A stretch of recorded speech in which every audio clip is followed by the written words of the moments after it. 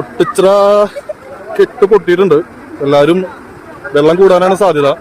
എല്ലാവരും സാധനങ്ങളൊക്കെ സുരക്ഷിതമായ സ്ഥലങ്ങളിലേക്ക് മാറ്റാം എത്രയും പെട്ടെന്ന്. കരിവാടം ചുറ്റുവലി ഉള്ള പ്രദേശങ്ങളിലൊക്കെ വെള്ളം പെട്ടെന്ന് എത്താൻ സാധ്യതയുണ്ട്. പ്രിയപ്പെട്ട നാട്ടുകാരെ, ചാഴൂർ ഗ്രാമപഞ്ചായത്തിൽ നിന്നുള്ള അറിയിപ്പ്.